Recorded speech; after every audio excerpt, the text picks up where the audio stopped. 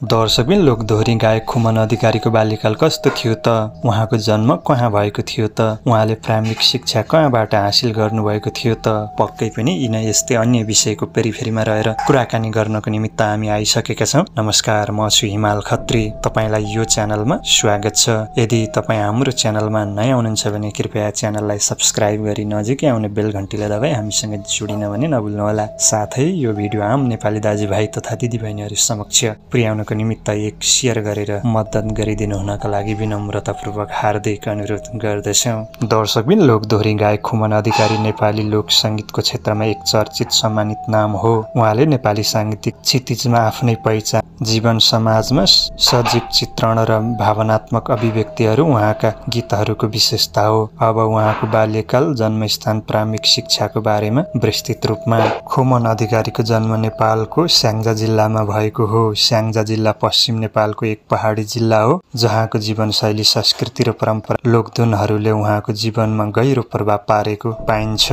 उहाँको जन्म एक सामान्य कृषक परिवारमा भएको थियो। गाउँले परिवेशमा हुर्किएका खुमन अधिकारी बाल्यकालदेखि नै मेहनती र शान्त स्वभाव र कलाप्रेमी हुनुहुन्थ्यो। उहाँको बाल्यकाल खासै सजिलो थिएन। आर्थिक अवस्था कमजोर भएको कारणले उहाँले धेरै सङ्घर्ष गर्नु परेको थियो, तर ती सबै कठिनाइहरूलाई उहाँले आफ्नो प्रेरणाको स्रोत बनाउनु भयो। बाल्यकालमै खेतीपातीमा आमा बुबालाई सघाउने, गोठालो गर्ने र गाउँका मेलामा गीत गाउने जस्ता अनुभवहरूले उहाँको जीवनलाई गहिरो बनायो। यसै बेला उहाँ सङ्गीतप्रति आकर्षित हुनुभयो। लोकभाकाहरू, गाउँतिर गाइने पुराना लोकदोहोरी गीतहरू सुन्दै गाउँदै हुर्किनुभयो। खुमन अधिकारीको हृदयमा लोकसङ्गीतको बिउ सानैमा रोपिएको थियो। उहाँले प्रारम्भिक शिक्षा आफ्नै जन्मथलो स्याङ्जा जिल्लाकै स्थानीय विद्यालयबाट प्राप्त गर्नुभयो। ग्रामीण परिवेशका विद्यालयहरूमा पढ्दै पनि उहाँको सङ्गीतप्रतिको झुकाव घटेन। विद्यालयमा हुने कार्यक्रमहरूमा गीत गाएर प्रस्तुति दिने उहाँको विशेषता थियो। शिक्षकहरू र साथीहरू उहाँको गायन प्रतिभाबाट प्रभावित हुन्थे।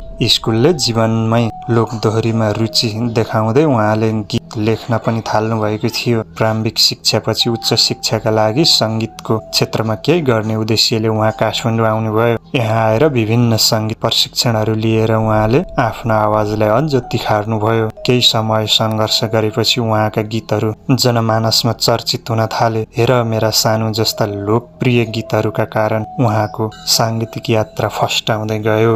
खुमन अधिकारीको बाल्यकाल सङ्घर्षशील भए पनि प्रेरणादायक रह्यो। स्याङ्जाको गाउँले परिवेशमा हुर्किएर सङ्गीतमा लाग्ने उहाँको यात्राले हामीलाई सिकाउँछ कि विपरीत परिस्थितिहरूको सामना गर्दै पनि इच्छाशक्ति र मेहनतले ठूलो उपलब्धि हासिल गर्न सकिन्छ। आज उहाँ नेपाली लोक सङ्गीतको धरोहर बन्नुभएको छ, जसको सुरुवात सानो गाउँबाट भएको थियो। हजुर दर्शकबिन, तपाईलाई के लाग्छ? पक्कै पनि तपाईँका सल्लाह सुझाव, जिज्ञासा, प्रतिक्रिया भए कृपया तल गई कमेन्ट बक्समा व्यक्त गर्नुहोला।